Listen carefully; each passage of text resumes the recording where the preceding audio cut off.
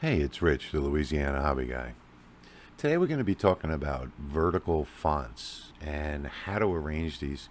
And a lot of people, they just type it one letter at a time and position it or align them on vertical centers. There are so many different ways that you can do this that are much more complicated than what it really is. And one of the things I love about YouTube, and one of the reasons why I'm so focused on Lightburn tutorials, is because I get a lot of questions on YouTube. And yesterday I got a question from Rick Salazar, and he's wondering if there are any fonts out there that will make letters go in a vertical direction rather than horizontal. And the answer is yes. Let's just talk about vertical fonts for 1 second. So when you look at vertical fonts that are done by a typesetter in a professional printing environment, you'll notice one thing. They're all the same width and they're all the same height. So where do you run into problems? Well, if you use regular fonts, TTF fonts, OTF fonts, whatever it might be, you're going to have problems with the letter W, the letter I, the letter N. They're all going to be different sizes. And in a professional environment, these are all typeset and set to the same exact size. Actually, it's not popular today. They do use all different size letters today, but years ago, they would all be perfectly the same size. So I look at some of the signs that people do online, and you can see here, this kind of messes with my OCD.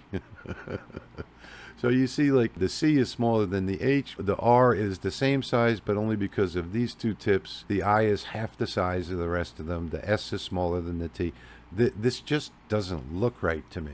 Today we're going to talk about making them look right. And this one here is pretty much the same. Look at how wide the W is. It goes almost to the end of the board, and the E takes up only 2/3. And then when you come down here, the M is bigger than the E. So how do we fix that? Well, there are two methods. You can either download a vertical font, and interesting enough, the vertical fonts are free. You can go to freefonts.com. You can download BP Dots. You can download Bungee Shade. You can download Vertigo. You can download any of the ones that you want. Lightburn does have a function where, and let me just get rid of these so we can start fresh, but Lightburn has a function to edit your text. So let me start by showing you that one. So if we just take any text, and let's just pick anything, we'll pick stencil as an example. And now I'm going to put my caps lock on. And when you're doing vertical lettering, you always want to have your caps lock on. So we're going to do a T. Now what I'm going to do is I'm not going to type anymore. So we're going to say test, okay? I'm not going to type any more of that. I'm going to select it. And now when I select it, I can right click on it, and I can come down here to edit text shape. So we're going to click on that.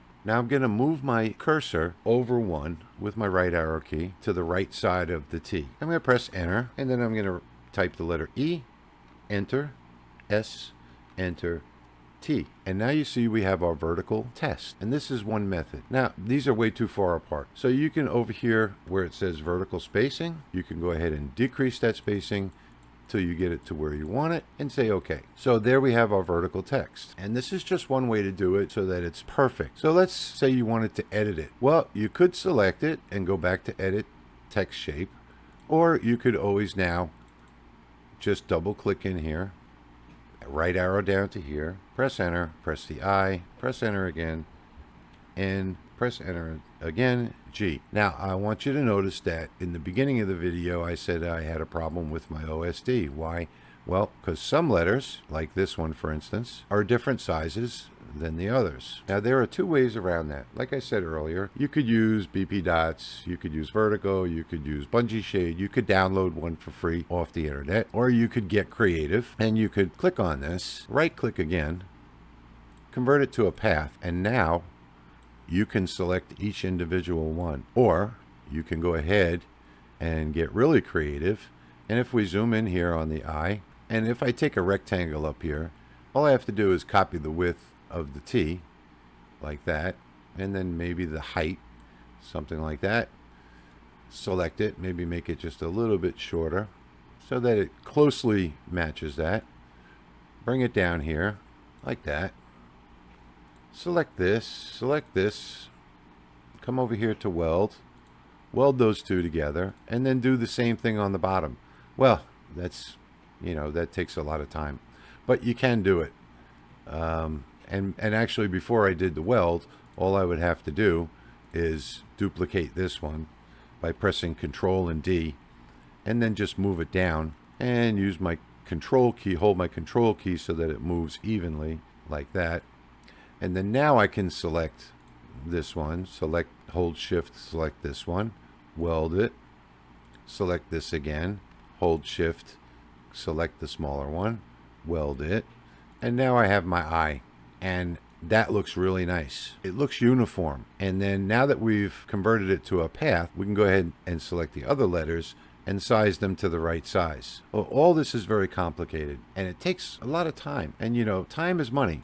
Let's get rid of all of this, and let's just say that we take and do a bungee. So now with the bungee font, we're going to type T. If I type this way, it's not vertical. So we're going to select it, right click on it, edit text shape, and do what I showed you earlier. And this is a true vertical font. It can be used vertical. So what we're doing now is we're typesetting. So we're going to type ESTING, hitting enter after each one. And then we're going to come over here and we're going to lower this vertical spacing until we get what we want and say, okay. You have other options in here too. You can change it to whatever you like. But we're going to just use it just the way it is for the purpose of this demonstration. Now you can see this is a true vertical font. And what I mean by a true vertical font is that every letter is exactly the same width and height. So if we took and put this into a sign, and let's just make a sign out of it real quickly. We'll draw a rectangle over it. We'll come down and size it to exactly where we need it. And there we have a wonderful sign. And you can see that this is all organized. It all looks uniformed. And it's something that I would be proud to present to a customer. So there we have the perfect sign. And there are quite a few different vertical fonts that you can find out there that typesetters would use. And you can also manipulate these fonts if you don't like the way they look by clicking on them so that it's selected, right-clicking on it, and converting them to a path. So now up here, I can get rid of the inner portion of this so that we don't have that line. And you see how nice that looks? Oh, I did the wrong one there. We got to click that center. Oh, I still didn't get that. We're going to cheat here, zoom in, go ahead and grab that center one and delete that one. Now it looks real nice. If we were to put this into a fill mode, it's absolutely beautiful. Let's get rid of the rest of them. And then another thing that we could do is we could select the outside. We can offset that outward by just a little bit. So let's bring this way down. And we change the entire look of the sign. Now you see, by just adding the extra layer there, now we're engraving the actual letters themselves. Instead of, I'll just undo this, what we had before, you see we're engraving around the letters. It's up to you. The only difference here is by adding that offset, anytime you add something else, we're just going to fill around instead. So you can either do it this way, or you can do it this way, whichever way you like. So I could do undo, redo, and there you have a really superb looking sign. Now what most people do, they do each letter individually.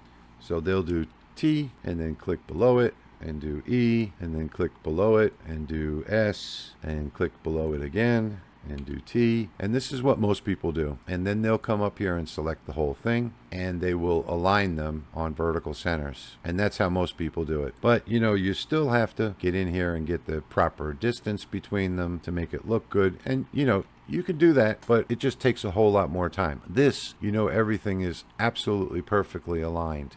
So there you go, a quickie video. I just wanted to cover today the different ways that you can do this. And unlike the usual, this is a really short video today, so I hope that you all enjoyed it. But one of the things that I wanted to mention is I've noticed in my statistics that only 25% of everyone that's watching my videos is actually a subscriber. So why don't you just hit that subscribe button if this is helping you, and hit that bell notification, and you'll know when new videos come out. And I really appreciate those comments, because I'm so focused on Lightburn because of all of you watching my videos asking questions. Every time I get a question, it gives me a new idea for a video, like this one for instance. So if you have any questions, go ahead and ask them down below, and please hit that subscribe button and the bell notifications. This way it'll help my channel grow, it'll help me to make more videos, and it'll help us all to learn Lightburn and become pros at it. So I hope this video helps you today. Have a great day.